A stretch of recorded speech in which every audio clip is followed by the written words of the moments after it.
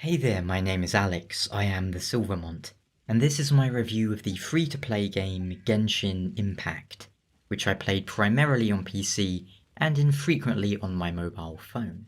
This isn't a sponsored review. One of my friends was interested in the game and I decided to check it out, as it has multiplayer. So what is Genshin Impact? When it was announced, everyone called it Breath of the Wild clone, and it's not hard to see why. The game has a cel-shaded and very anime art style. The open world is full of treasure chests, enemy camps, little puzzles, and so on.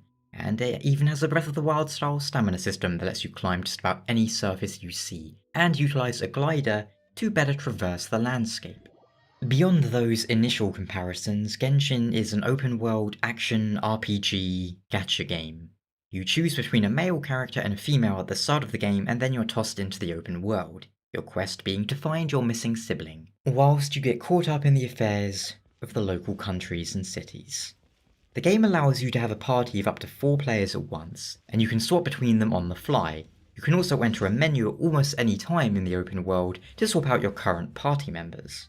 The game gives you a few free characters to start out with, enough to cover the main elements the game has to offer, but more on that later. For all the story content in the game, and well, seemingly all the content the game currently has to offer, the free characters have been enough to clear it. But let there be no confusion in that the gacha characters are leagues above in terms of power. The game gives you a story quest to follow, and I believe the intent is for the developers to continue adding to it, as well as locations to the open world. There's also a lot of side quests, daily quests to do, and so on. So how about the gameplay? Whilst the basic combat is very simple, hit attack button for a basic string or hold it for a different attack, then each character has a special ability and an ultimate ability, along with a jump attack.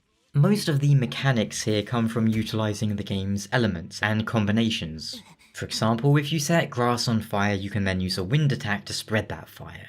Each character has their own elemental affinity, and you'll probably want to set your party up to have a combination of elements, as certain puzzles will need elements too, such as needing to set torches on fire or to freeze some water. You get the idea. Each element combines with the others for a unique effect. Certain enemies are weaker to some things than to others. The game has multiplayer too, wherein each player controls one of their characters, if there's 4 of you. If you have, say, 2 players, then each of you will have 2 characters. If there's 3 players, the host will have 2 characters, everyone else will have 1. Multiplayer is fun, but also surprisingly limited.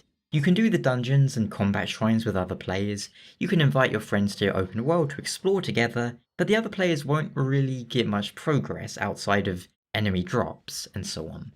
You also need adventure rank 16, I believe, which will take you a few hours to reach before you can do multiplayer at all. It would have been nice to have full co-op, including for the story missions, but, well, it's something. And it is a free-to-play game, so how generous is it? Well, there's a currency you can buy that you then convert into another currency used to make pulls or draws on the gacha system. There's also a battle, season pass style thing with a free version and a premium version, and finally a monthly sub style thing called the Blessing of the Welkin that gives you a bit of currency as well as login bonuses each day. In my opinion, the battle pass isn't really worth it as it's overpriced and doesn't give you anything all that special for that price. The Blessing, which is akin to a monthly sub, gives you more for it, I think, as it costs around $5. I happen to have $5 of Google reward currency, and I was able to use that to get it. So I did. But the gacha system, well, the basic pull rate for 5-star characters or weapons is something like 0.6%, which seems low, but I'm not an expert on gacha games, having only played Final Fantasy Brave Exvius for any amount of time. If you do 90 pulls without getting a 5-star, you get a automatic free one on your next pull. The game itself seems fairly generous in rewarding the currency used, Primo Gems, but it would still take you a long time to get 90 pulls for a 5-star. Your chances of being a free-to-play player and getting all the best characters are slim to none.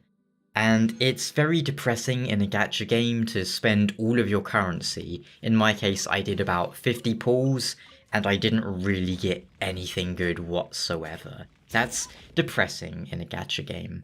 Now, I don't know how it would hurt them from a business perspective, but I feel like doubling the gacha rates, having the 5-star rates be 1.2%, and making it 50 pulls for a free 5-star, I think that would be a lot better and probably feel a lot more rewarding, because it doesn't feel good to just pull and pull and pull and get nothing like every time. Of course, it is luck based, but again, it's 0.6%, so your luck is going to have to be phenomenal. That said, so far you don't need any of the best stuff to do the content. You can play and experience everything the game has to offer without paying anything. In that sense, I think it's a good free-to-play model. But again, having gacha rates be so bad means you can spend days or weeks worth of currency and get nothing. That might demotivate you and make you want to stop playing.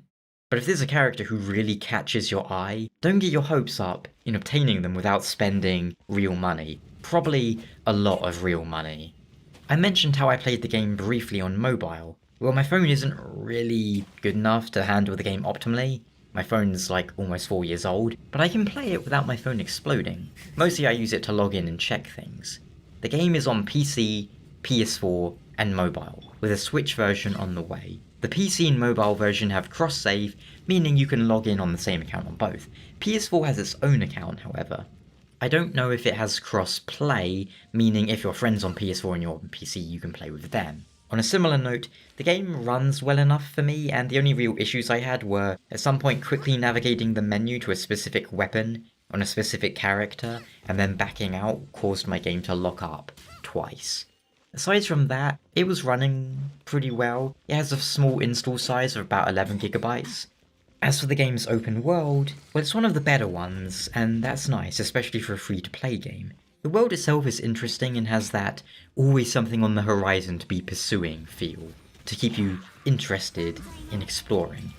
And it's absolutely packed with treasure, puzzles, and things to do. You can't move 5 feet without stumbling across something to interact with. It's very densely featured, which is good. No long stretches of open, pointless space like, say, Metal Gear Solid 5.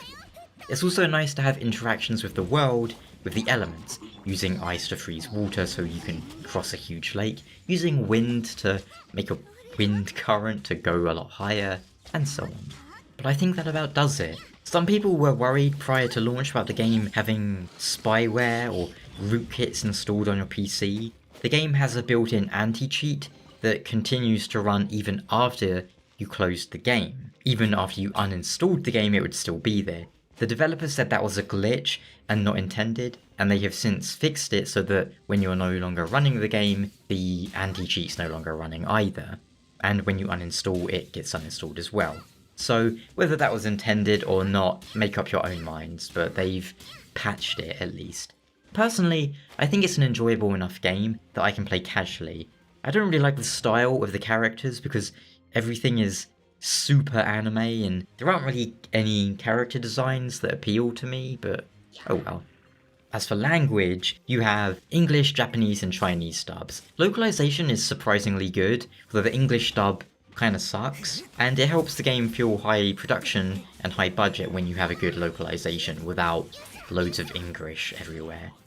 But at the end of the day, the game is free, so you can check it out for yourself if you're intrigued. Thank you so much for watching, and if you have any questions, do let me know down in the comments, and until next time, you guys take care. Ciao.